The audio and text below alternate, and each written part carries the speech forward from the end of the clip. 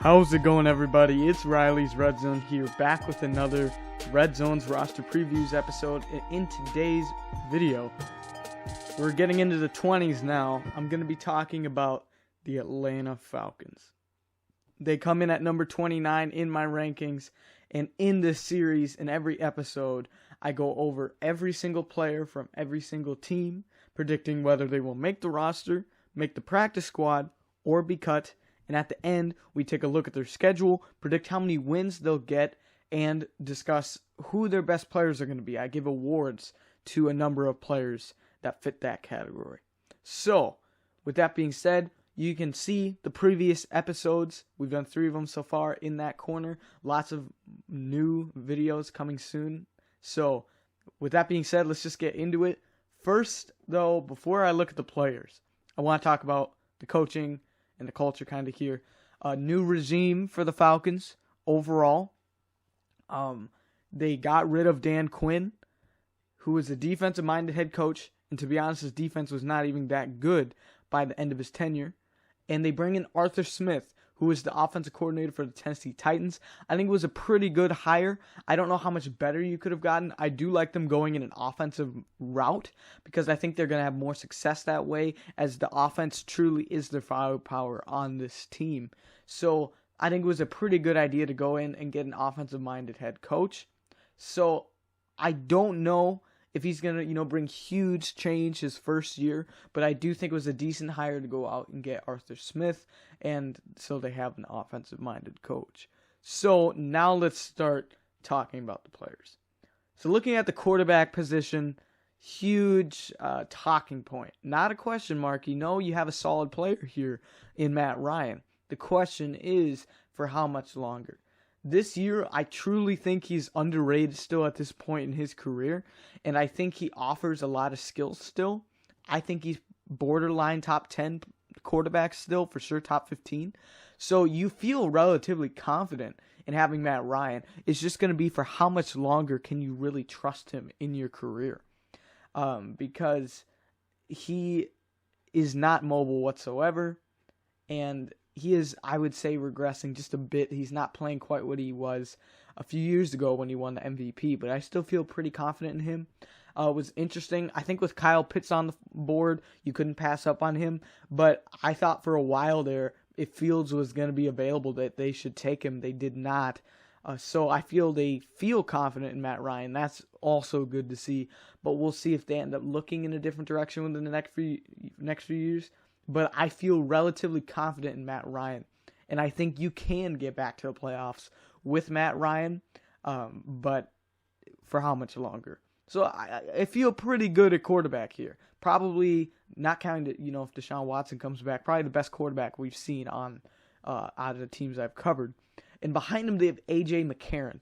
I definitely was happy to see him, nothing against Matt Schaub, but I didn't think he was necessarily going to be their backup for much longer because I thought they needed to go on the younger side, maybe get some upside at that position. Matt Schaub retires, so they bring in A.J. McCarron. Pretty good job. Once again, I thought they were going to draft a quarterback for it feels like the last 5 years, and they've never done it really.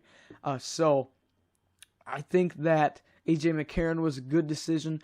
I think he'll fit the system well. If something were to happen to Matt Ryan, you have just a nice solid backup there if needed. With who was available on the backup market, I think they did relatively well overall. So I do think it was a good idea to go out and get A.J. McCarron. So I feel confident in their quarterback room. And then also let's talk about Felipe Franks, who went undrafted. They chose to sign him. I think that was actually a really good signing. They needed a younger presence in this quarterback room, and Felipe Franks, out of the quarterbacks that went undrafted, I would say has the highest ceiling. I thought he was going to get drafted at the end of the draft. He did not, but he offers some upside. He has a strong arm. I love the way the ball just zips out of his hand in a fluid motion. Now, he does definitely have a processing issue. He can't, he made a lot of bad decisions, can make some turnovers. It's just not great in that perspective. So he is really a boomer bust player. But in my opinion, that's a smart move. When you have kind of some boring players, some pocket players ahead of him, it's smart to bring in something different so you have somebody with some upside. So I do think it's worth them keeping him on the practice squad. So I would definitely keep him there. So you're feeling good overall with this quarterback room. It's not elite, not a position where you're going to carry the rest of your team, but put in the right situation, I think Matt Ryan has been elite, and he still could be. But at the moment, I would have to say he is kind of slowly regressing. But you still feel pretty good about this quarterback room. Now, let's talk about the running backs. We have a lot of changing pieces here. New top few here. They've gone through a wheel of running backs over the past few years. They went with Devontae Freeman for a while, ended up getting rid of him and Tevin Coleman. So then they go with Todd Gurley last year. They went out and signed. That was a big deal. But he did not necessarily perform very well. So then they kind of reset the board here. They go out and pay Mike Davis to be their running back. Decent signing with who is available. I will say if you're looking at fantasy, I like to talk about a little bit about the fantasy perspective on this series. He's a good choice potentially in the later rounds because eventually in fantasy you get to a point where you're going to be drafting running backs who might be splitting the backfield or competing with other ones. But this is Mike Davis's backfield. He may not be as good as, some other players potentially, but he has the backfield all to himself. So you can feel confident in that. This is Mike Davis's backfield. Now, Mike Davis filled in last year for Christian McCaffrey when he was hurt in Carolina, and he did pretty well. I would say overall, he succeeded a good amount when he had to fill in. He doesn't offer a whole lot in the receiving game, in my opinion, which is why they bring in a guy like Cordero Patterson. So that makes sense because I don't think Mike Davis is elite. He's okay in just about everything. He's going to be more of a traditional running back, but he's decent in just about everything. He's not elite in anything. So he's kind of a jack of all trades, master of none type of running back, and that's fine, So I do think you'll be okay with that in your backfield. And they bring in a guy like Cordero Patterson, who is a wide receiver running back. They have him listed as a running back. That's why I have him included here. But he certainly can line up outside in the slot a little bit. He's been an explosive kick returner his entire career. He will compete for a returner spot. But more so, if he's used as a running back, they can design some plays for him. They can line him up for screens. They can give him some space overall. That's what you're trying to do with him, get him in open space. So I do think it was smart to bring in a guy like him, especially if we are going to play him at running back. I think that's something that, honestly, he could have been playing his whole career at this point. You see what he does with the football in his hands, and I was shocked the team. I think Chicago started to list him as a running back a little bit, but I really think you can use him well there. Then behind him, you're going to have a competition. I have Quadri Olison making the team just because I think they've invested the most capital in him and believe in him the most. But you're going to have a competition between him, Javian Hawkins, and Tony Brooks-James for that third running back spot. And it really could go to any of them. I'm not going to disagree with you if you were to think one of the other two is better. I like both Hawkins and Brooks-James. But I do have Quadri Olison making the team. He potentially could get some goal line touches. If he doesn't, honestly, you might look to move on from him after this year. Don't know how much time he has left. He does have to start playing well because he does need to improve in the pass blocking area and overall just be more involved. So we'll see if he can get any playing time this year. I doubt it, kind of. But maybe if they use Patterson more as a utility guy, he can be that second running back, potentially. Then you also have Keith Smith. So for a fullback, he's pretty good. So you're fine there overall. I think he makes a roster. As mentioned, Javian Hawkins, I like a lot, and Tony Brooks-James. Both have the potential to make the roster, but I have them staying on the practice squad. And then below them, Caleb Huntley and John Rain, I don't think are NFL-level players. So you're looking for Olison, Hawkins, and Brooks-James to compete for that third spot, but this is truly Mike Davis's backfield to lose, and I feel decent about it. Not as good as I would with Matt Ryan at quarterback. It's okay. You're stable here. But not a lot of upside. It's very base level.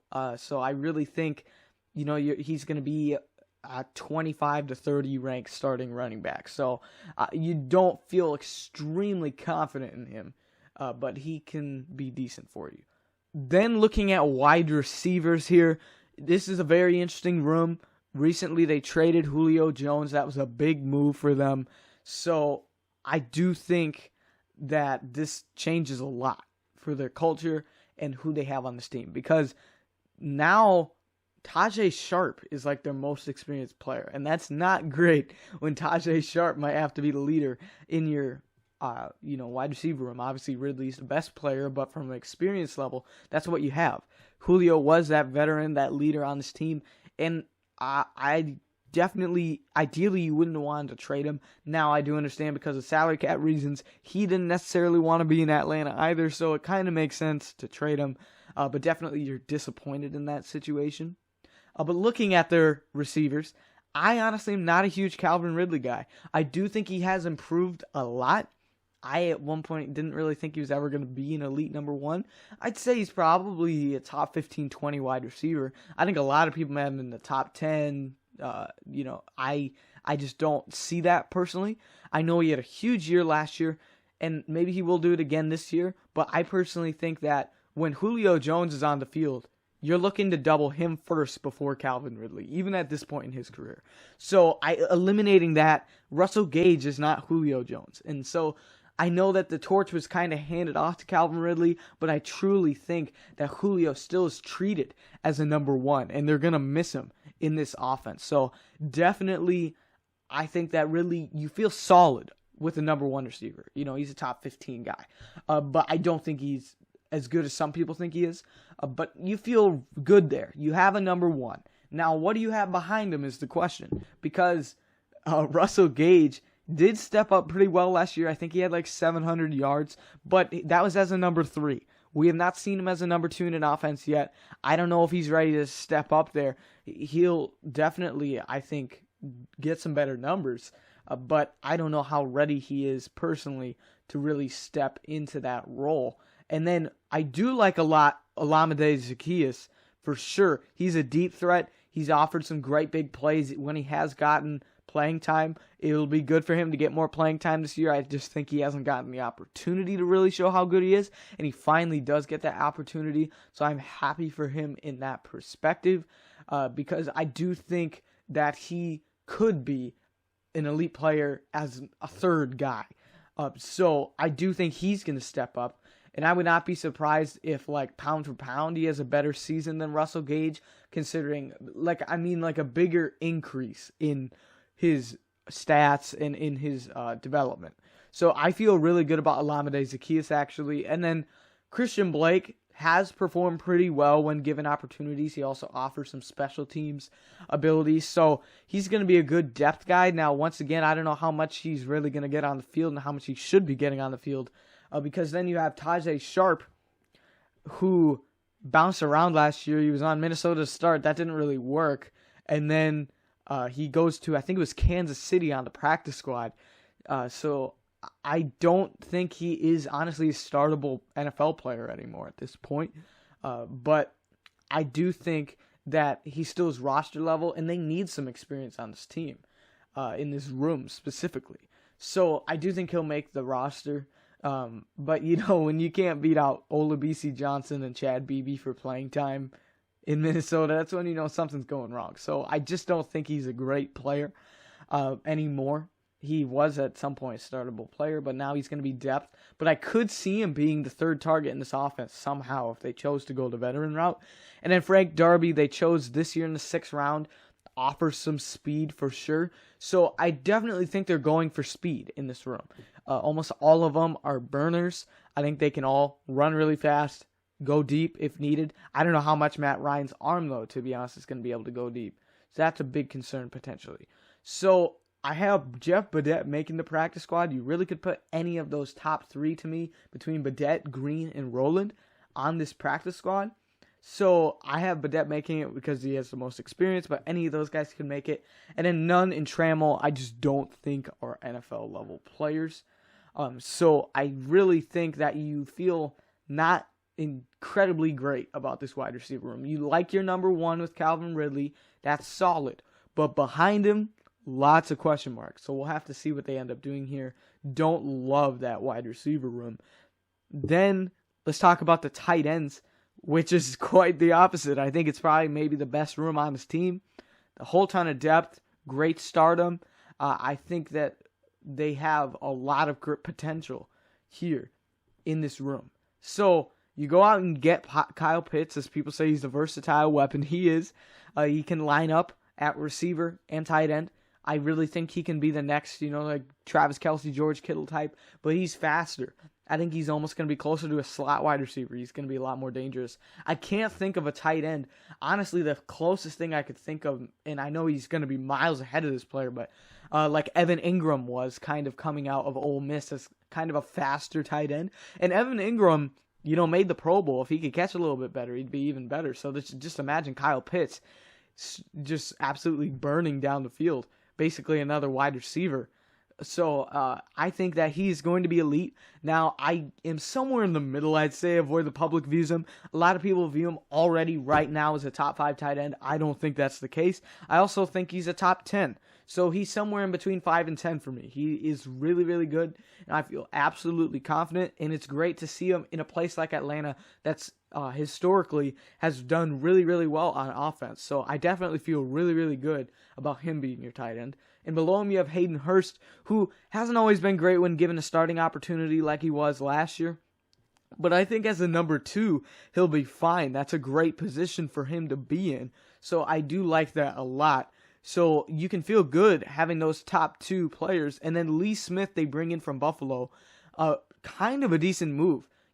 Pitts is more of a receiving threat, and Hurst is just mostly receiving. But specifically, Lee Smith is going to bring blocking to the table for this tight end room, which is something you might need if they're going to look to run the ball as well. So he is probably one of the best, if not the best, run blocking tight end in the league. He has been for almost his whole career.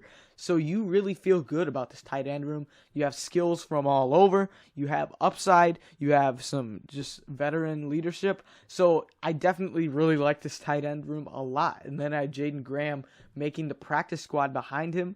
I have Ryan Becker and Parker Hess being cut. So I really think you feel great in this tight end room. It's one of the best on this entire team. So I really think you can feel confident with who you have there. Now let's talk about the offensive line. Now this is a huge group. I did change the format a little bit. You might have already noticed compared to some previous episodes, but this is a big one I changed, is I want to look at the offensive line just in the big picture instead of position by position. Because specifically with this team, you have some flexibility on this roster. So let's start on the left here with Jake Matthews. He's your left tackle. You're good with him. He is not an elite tackle, probably never will be, but he's solid. He's secure. He's an anchor, a top 15, 20 tackle, always will be to me for a while. So you feel pretty good with him at left tackle. He's not elite, but that's solid. So you'll take that at left tackle for sure. Then it's where the question marks start to occur. Let's jump over to right guard, because I'm starting with who I feel confident in. Chris Lindstrom, to me, has been pretty good since being drafted. I think that he is a really good guard and can just continue to develop. So I think that you feel good about the future with those two for sure, with your left tackle and your right guard. Then is where the real questions start to come in. Caleb McGarry, who I thought was a little bit of an overdraft when they picked him a few years ago, has dealt with some injuries. I think he had some condition of some type.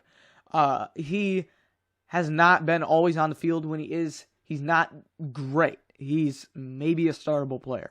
So in retrospect, I don't think it was worth going up, and I think they traded for him in the draft. I don't think that was a great move. He hasn't necessarily performed super well in his career yet, and I don't know how confident you can be in him being your future right tackle. So that's a position that I don't feel super strongly about, and you've already seen what you kind of have there. Versus, this is where it starts to get dicey a little bit. I do like Matt Hennessy a lot out of Temple last year. They picked him. He didn't get much playing time because they've had Alex Mack, who's been one of the best centers for the, at least in most of his career he was. He started to decline a bit, but now they, pass the torch on to Matt Hennessy here, who I think can play really well. Now, he also has the potential to play center and guard. So I'll talk about in a minute. If you want to move him to left guard and move their backup center to center, who I feel pretty good about, you could do that as well. So I think you have some flexibility having Hennessy on this line. I do think he should start no matter what. And it was a good pick last year, and I think they're finally going to start to see what he truly has. So I actually like that. Now, this is where it starts to get interesting even more. It's already, you've already kind of seen we might have some potential here, we might not. Jalen Mayfield, I believe, played a pretty big majority tackle at Michigan. Now, I do think he can kick in the inside. So this is a situation where some players, when they move inside, actually succeed. When you move them from tackle to guard, we've seen it work plenty of times before. Then you also have some guys that maybe haven't worked out. I think it's worth putting Jalen Mayfield out there. Now, I know this might not be his natural position, but to me, you want to, in any situation, try to get the 5 best guys out there. So why not give Mayfield a shot at guard? And if he's not it, you can move Dowman to center and kick Hennessy over to left guard. So I actually would like him to start here at left guard. So I honestly like this offensive line within a few years. I like that they've invested a lot of capital. You're looking at 3 first-round picks and 2 second or third round guys. So you're definitely putting some resources into the offensive line, which to me is great because they were smart. They had veterans on this team like an Alex Mack. I think they may have still had Ryan Schrader when they picked Caleb McGarry, but they've had some veterans here. James Carpenter, for example, at guard. They've had them, and they let these guys develop for a bit with some veteran leadership. And now you're looking at a potential future star offensive line. All of them still could develop. I don't feel great about McGarry right now at right tackle, but that's a decent offensive line as a whole. Now, this is where my concern really comes in, is they picked Dowman in the 4th round. I know it was a bit of an overdraft, but it's not bad because he can start right away at center if you need. So he's decent, so we'll count him. But then it's below that. Matt Gono has been okay at tackle. This is where he needs to be. He needs to be a 3rd or 4th. Don't feel comfortable with him starting, which he's not, luckily. And honestly, I'd rather have him be a 4th tackle. But they need him to be a 3rd because I don't love the depth they have behind him. And then Josh Andrews, I think, is a bottom-of-the-barrel NFL-level player right now where he can make a roster if you need some veteran leadership, which clearly this offensive line room needs. And he does offer the flexibility where he can play center and guard. So that's another example of maybe if Mayfield and Dowman are both not ready to go, you can put Josh Andrews in there and you won't feel great, but you'll put a Band-Aid on it. But then Willie Wright, I don't feel great about, to be honest, but it's the best of the guards they have left. That's really, they need a pure guard to be a backup, and that's the best they have. So, and then I'm a guy that likes to keep 4 tackles, and I'd rather keep only 3 guards. But honestly, I don't see any other NFL-level tackles on this roster. Behind him, behind those 3, you have William Sweet, who's already bounced around the league a bit. I don't feel great about him being on a roster. And then Willie Beavers has been, a pretty big bust. But you could potentially see him make a play. Maybe they could keep him, but because he can play guard a little bit too. But I personally don't feel that confident in him. So I just don't love the depth. If something were to happen to any of those starters, specifically a tackle, you're not looking good at all. And this is a team that's dealt with some injuries in the past. So I don't feel great about that. I do have Sam Jones making the practice squad. He's a backup center. So I do think that is a decent move. But then all of them on the right there behind Willie Beavers, I don't think are NFL level. They're just all undrafted guys that I don't think are worth keeping on a roster at the moment.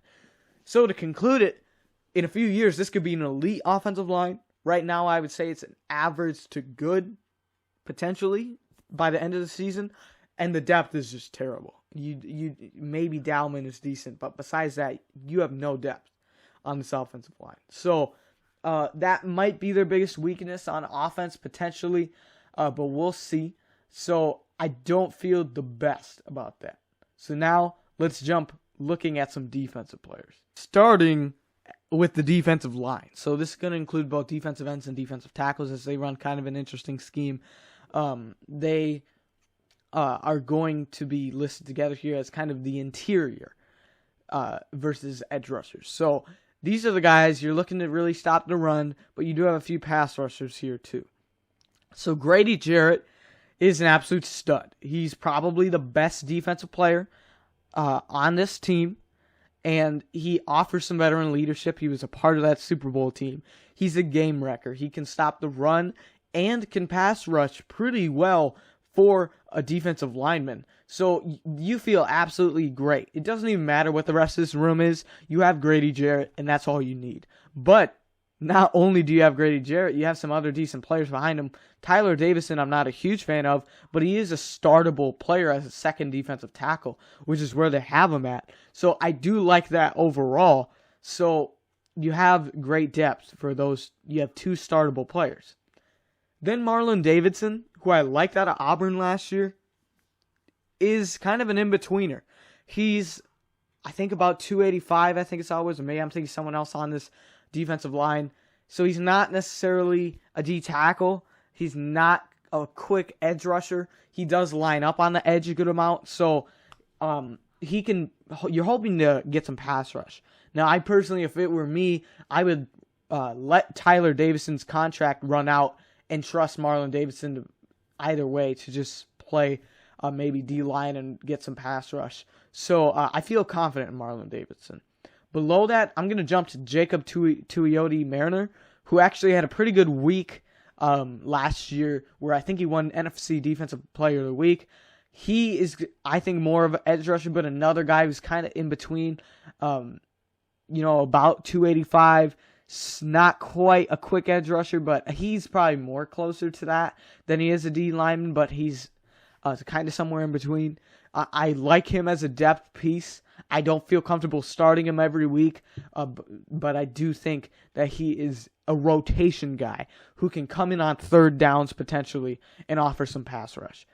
Then you also have John Kaminsky, who has honestly not done that much. I liked him when they picked him, but he has just not done a whole lot. He hasn't gotten a whole ton of opportunities, but he also has not made the most of it when he has gotten the opportunities. So I don't know how much longer he's truly going to be on this team. Then you do have Deidrin Senat, who is another example. He's a defensive tackle, but he has kind of not performed up to his draft capital, and I think he could be on the way out after this year. After all, you draft Taquan Graham, who I think also, like Davidson and Tuioti Mariner, could offer some pass rush ability as well a little bit.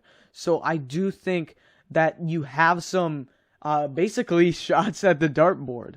It doesn't to me look like Kaminsky and Senat have worked out long term. I would guess they're going to let them go after the rookie contract is up. But you're hoping maybe Tuioti Mariner, Taquan Graham, and Marlon Davidson develop alongside Grady Jarrett. So you're feeling relatively good on this defensive line, I would say, overall. Now let's talk about their edge rushers. Another room I don't feel incredibly confident in, to be honest. I think Dante Fowler is a low number one. I would rather have him be a top number two pass rusher, but they have him in a spot where he needs to be a number one. And I can understand that they gave him a lot of money. He's performed okay, not great, but you need him to be your number one overall. So I just don't feel super confident in him. Then behind him, they have Barkevious Mingo, who I just don't feel incredibly confident in, as when he has been given opportunities, he's played pretty well in flashes, but I don't feel great starting him as a regular pass rusher. I'd rather have him be a 3 and be a rotation guy on third downs, but I think they have to start him because behind him, personally, I would rather have them start a young guy with some more upside, and they do have a young one I'll talk about in a minute, but I don't feel super confident in him, to be honest. So I don't like Mingo having to start for this team, potentially. Because behind him, they ended up picking Adetokunbo Ogunduji. And I, to be honest, as a Notre Dame fan, I don't think he was a game wrecker at all. I don't feel super confident in him. So I would want them to start a guy like him, at this number 2. But I don't think Ogunduji is good enough to do that. And then I have Sharif Miller making the roster. I don't feel super confident in him either. I just think he offers some upside. So he's a potential cut. Steven Means is a veteran who kind of came out of nowhere last year. He had like 3 sacks. For a guy who's been on the, roster border for so long, it's good to see him get some progress. But I overall don't feel great in him having to be even involved in a football team, to be honest, like as a regular rotation guy. So I just don't love this edge room. Dante Fowler's an okay one, and behind that, you don't have that much. George Obinna and Kobe Jones, by the way, I just don't see making the roster. I don't love this edge room whatsoever, at all. I didn't think the Fowler signing was that great when it happened, and I would still stick with that at the moment. And then I just don't see Ogunduji necessarily being elite. I mean, he might be a startable player one day, but I don't think he's going to offer anything great. So I just don't like this edge room, honestly, at all. I don't like it pretty much whatsoever. So that's probably one of their worst positions.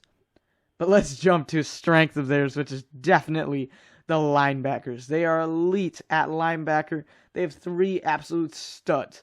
Deion Jones is an amazing player. Wonderful at linebacker. He is what an ideal new era linebacker is. He's quick. He's twitchy. He can go sideline to sideline. He can rush the passer a little bit. He had like 4.5 sacks last year. He also just can make tackles in the open field. Can cover pretty well. I like Deion Jones a lot. I think he has developed and is truly an elite linebacker. And he still is developing. So I feel really good with Deion Jones. And then behind him, you have Michael Walker, who, surprise of, I would say, their last season, to be honest. I didn't love that pick when it was made, but he proved me wrong on that one. I think he truly is a great player that will be a startable potential star in this league after seeing what he did last year. So I feel super confident in him now being a really good player. So you're looking great with those two. And you also have Foyesade Oluokun, who also is a good player, can make some good tackles. So you have 3 startable players there that are really, really good. So I absolutely love what they have to start. Now, they don't have a whole ton of depth on this team. I'm not a huge Brandon Copeland guy. They bring him in from New England. I wish they had more players. I'm a guy that likes to keep probably 5 or 6 linebackers. But they don't really have the luxury of doing that, I guess, in this situation. Because they have 2 undrafted guys with Enroll Thompson and Dorian Etheridge, neither of which I think are even practice squad level, but I need a linebacker on the practice squad with how little I have here. So if I were Atlanta, I would go get another linebacker. But what you do have is very, very good. You have 3 very, very good starters. So I would say that overall, you're really, really good at linebacker. That's probably one of their best positions on this team. So I feel super confident in them there. Cornerback, not so much, to be honest. AJ Terrell, I didn't love the pick when it happened last year. I don't think many people did.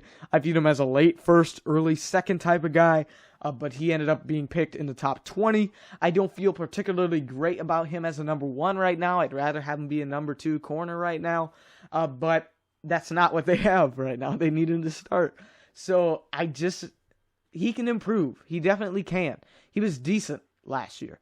Not elite, though. So I definitely think he's okay as a number 1. You're not going to feel great about him at the moment, being your number 1 corner. Like, I think he can get absolutely toasted by a lot of number 1 wide receivers. So then you have Isaiah Oliver, who I thought was going to break out last year, but he didn't. He really has just been okay at this point in his career. He's decent. He's a startable player. Never going to be elite, though, at this point. Just kind of getting in the rotation, really, for him. And then Kendall Sheffield actually has played pretty well, I would say, overall, for sure. Kind of a surprise. I think he's decent in a third corner type of level startable player, getting the rotation type of guy. So I do actually like him in where he is. Now, I will say Fabian Moreau might be the most underrated signing on this team, as he could potentially slide all the way up to that number 2 corner spot. I just don't know, how much they view the people they spent draft capital on or someone they just signed this year. As Fabian Moreau was decent for Washington, I think that he can actually start right away if needed as a number 2 opposite A.J. Terrell. So I actually really like that signing a lot, and he can offer some veteran leadership. Because then you have Darren Hall, who I thought was a little bit of an overdraft this year, but you're hoping maybe he can develop into something potentially.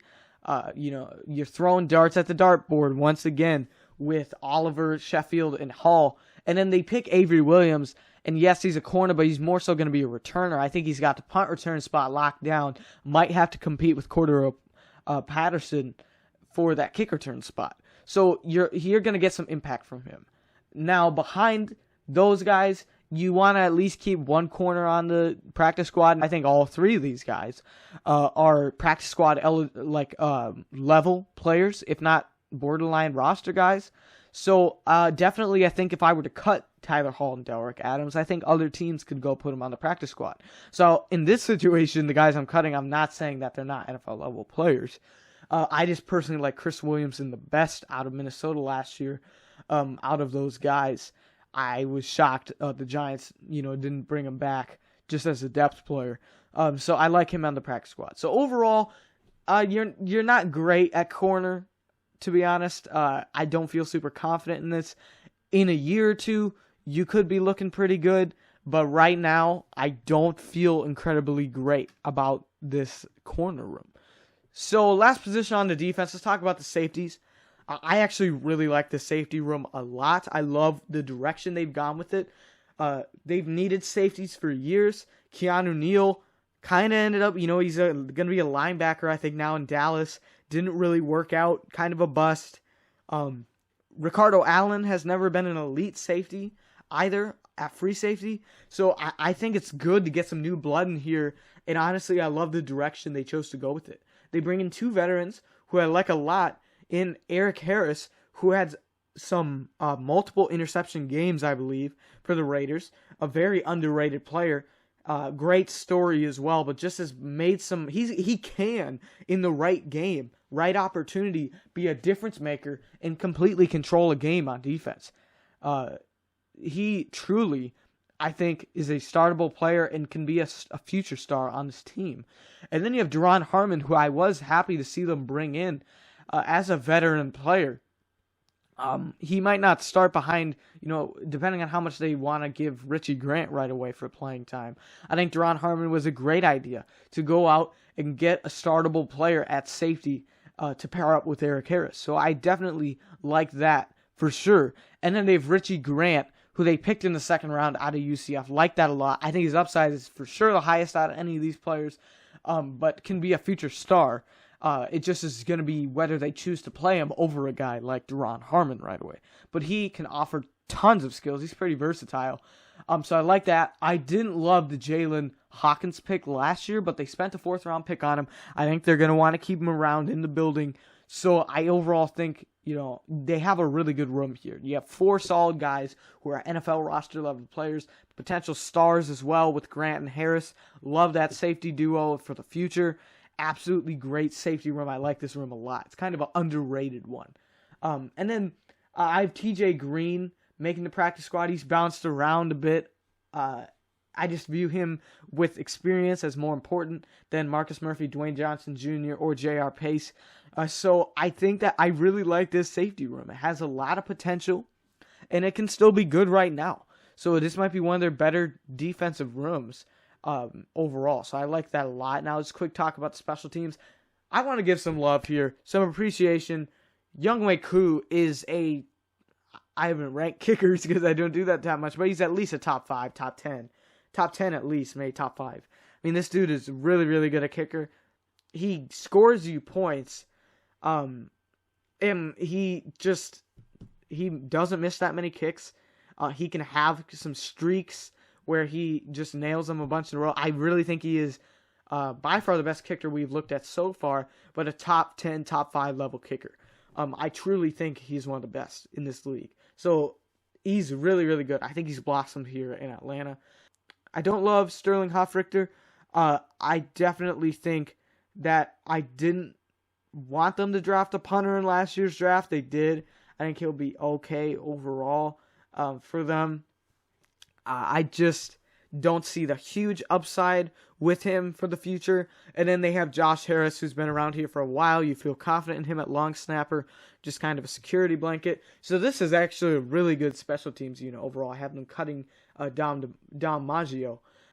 So I really do like the special teams for what it's worth a lot. So now let's look at the schedule. As a reminder, how this thing works is normally I will give automatic W's and automatic L's, meaning I'm saying no matter what, this team is going to pretty much lose in that one or win. Now, because we're still low in the rankings, we're not going to get that many wins yet, and we might not for a while. And it's just because I think that I want to really show my confident picks, and then rankings can change. I've already shifted some, videos for what order they're going to come out in because of, for example, the Julio Jones trade was a big one. We'll see what happens with the Packers and Aaron Rodgers. There's just a ton of wild cards at this moment, and I do think that's a good system of saying these are two games that potentially they're against the same team. Could be 2 home games, 2 away games, 2 teams that are similar ranks. Of just saying they'll win one of those two, kind of a wild card. So they honestly start with a relatively decent schedule where they have the potential to win, 4 or 5 of their first 7 games. They could. So they start with the Eagles, and that's a winnable game. We'll see. I do like Jalen Hurts, but they're also with a new head coach and kind of starting over.